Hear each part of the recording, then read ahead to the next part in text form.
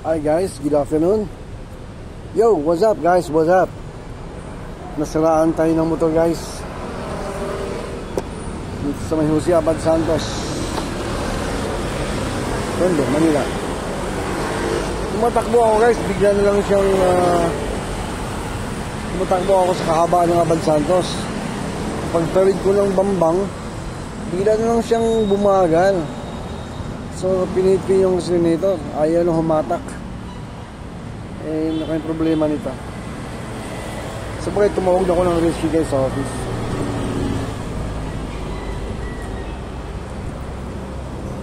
Yun. Dapat, siraan ako 11:55. Ito nakatawag ko 11:55. Siraan ako mga 11:50 something, 11:53 siguro. Ay ganun. 11:50 patas. Tumawag sa office 11:55. Ayun, nagantay ako ng rescue guys. Hanggang ngayon wala pa. May lunch break 12 to 1 hour.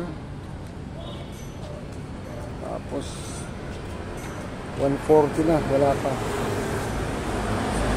By the way, antayin pa natin guys. Kailangan antayin.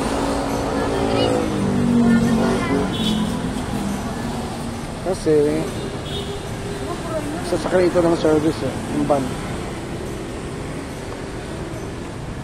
Yun.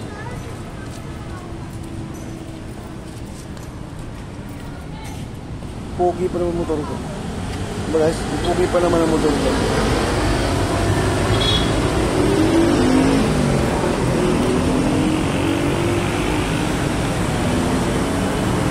So, antay tayo ng rescue.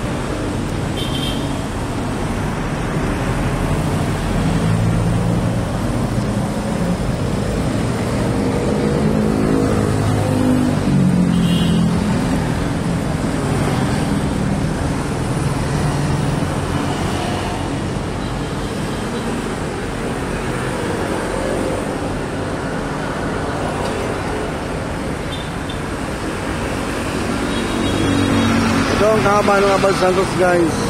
Ito yung papuntang Caloocan.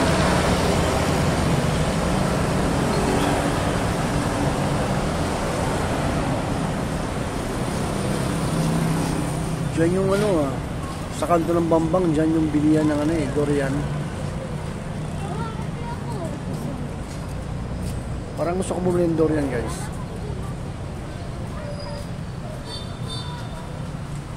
Lapit lang, nalakakaling ko lang. Kaya lang, hindi ko piniwan lang pala yung motor. Hindi ko piniwan ng motor guys kaya hindi ako makakabili ng Dorian. Puli kalahating kilo kaya, no?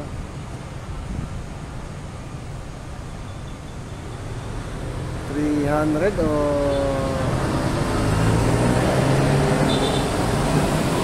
Hindi kayo bawal sa high blood yun guys. Hindi kayo bawal sa high blood yung Dorian. Nagtatanong lang po. Ayan.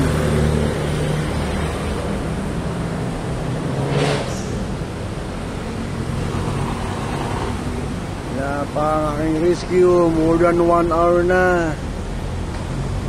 Ay, dami ko pang rush. Dami ko pang rush ng mga dokumento.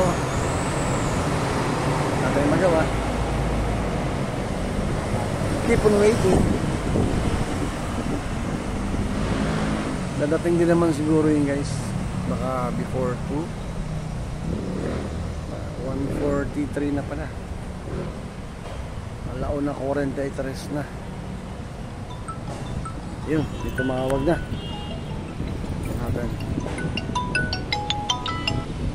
Hello.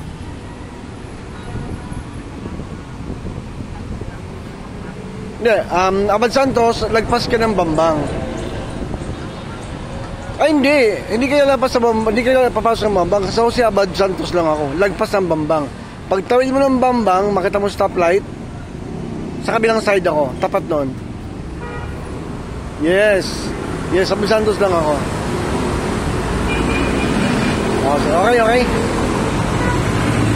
Yun.